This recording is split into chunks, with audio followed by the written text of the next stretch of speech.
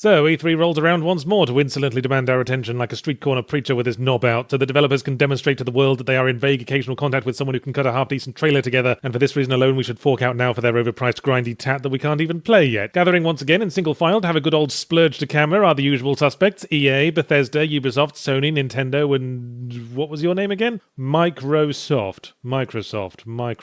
Oh yes, weren't you the guys who made that funny paperclip thing? Ostensibly, this year's conference was from the 12th to the 14th of June, but as seems to be increasingly common, most of the big lads did their shows beforehand. I guess if they tried to keep it in their pants a moment longer, they'd have started spooging out their nostrils. Interestingly, it was almost all games this year. None of the big boys were pushing hardware. Even Nintendo didn't bring out that Labo thing much. Not that I'm that bothered, because I'm a 35-year-old man and don't plan to spend a week putting together little origami pianos before making a sweary internet video about my paper cuts. EA started spooging first, a full 3 days early, with some more Anthem footage to make my eyes glaze over faster and more efficiently than ever. Still looks like they mulched together Mass Effect, Destiny, Titanfall, and Horizon Zero Dawn and spread it over a garage floor with an uninteresting broom. Did you see that pulse-pounding combat in action? Can't wait to point at an enemy, hold down the fire button, and stand there picking at my itchy bum crack until the damage indicator stopped coming out. Then Bethesda stepped up and said, "Who likes pre-rendered teasers that tell you fuck all?" Nobody. Well, nobody's gonna like this then. And we proceeded to learn precisely fuck all about Elder Scrolls 6, Starfield, Wolfenstein Youngblood, and Doom Eternal. We did get to see an only slightly less uninformative, painfully scripted Rage 2 video that I will only call gameplay footage because suffocating Yawnfest takes slightly longer to type. So someone at Bethesda must have said, "We're making sequels to scrotum-pulverizingly good Doom and teabag-squeezingly forgettable Rage. Which one would people most want to hear about?"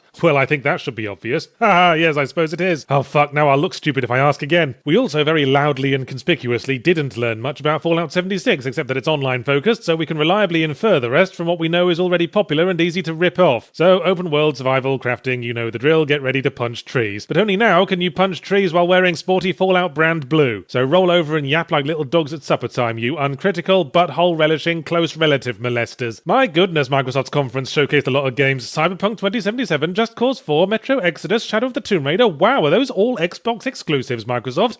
No, none of those are. But you can play them on Xbox? Yes, Microsoft, we could, hypothetically, do that. Shadow of the Tomb Raider is apparently the game where we see Lara Croft become the Tomb Raider. Fuck you, Square Enix. That's what you said the last 2 times. She's been becoming the Tomb Raider for 5 fucking years. When is this whimpering cunt gonna get out of training bras? So what exclusives have Microsoft got? Well, there's Halo Infinite, which already isn't even the most interesting FPS sequel about a green Lego astronaut with a generic subtitle that means never ending. In contrast, Sony's show went for a quality over quantity approach with in-depth endoscopic looks up a small handful of first-party anuses. And forgive me if it seems like Sony are putting a lot of love eggs in the same basket, or asshole. I mean, first there's Ghost of Tsushima, a game about stealthing around an apocalyptic landscape killing thugs. Then there's Last of Us 2, a game about stealthing around an apocalyptic landscape killing thugs and being a lesbian. And then there's Death Stranding, a game about...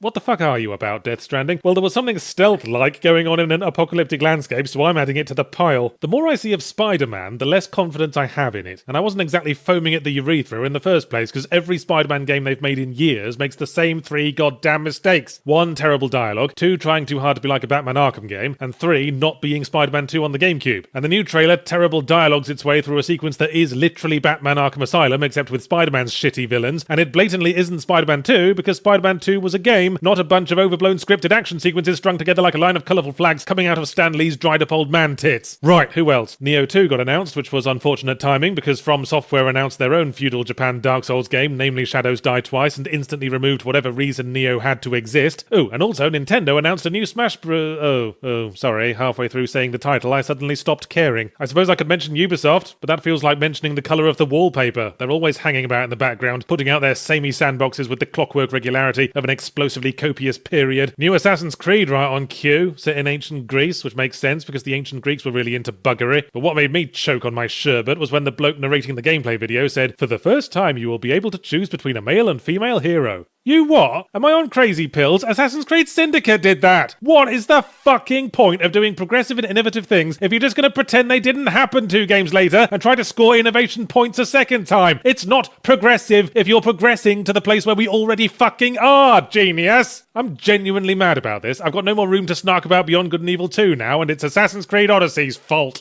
You know why I still do these rundowns every year. It's because gamers as consumers have conceded too much fucking ground. And what counts as acceptable standard business practice inches more and more toward Fort Bullshit Tennessee every year. 20 years ago, the relationship was, play 1/3 of our game for free, as much as you like, and then consider paying this unworthy mortal $20 insignificant dollars for the rest, your grace. And somehow that's turned into, pay in full now, stinking plebs, because we showed you a logo. You can't have it for 6 months, and then you have to pay another $10 for the special helmet with a bell end on the front, so everyone knows what a cockhead you are. The pushback against loot boxes was a good start, but how about this? Let's all stop pre-ordering stuff. Just for a year, 6 months maybe, trial period. If you're tempted, ask yourself, can I envision a scenario in which my decision to purchase this game might ultimately hinge on whether or not I can play it while wearing a special pre-order cock helmet? At least consider it, so that next year I'm not saying, hey guys, how about we all stop ticking the box that says Sony have the exclusive ownership rights to our blood?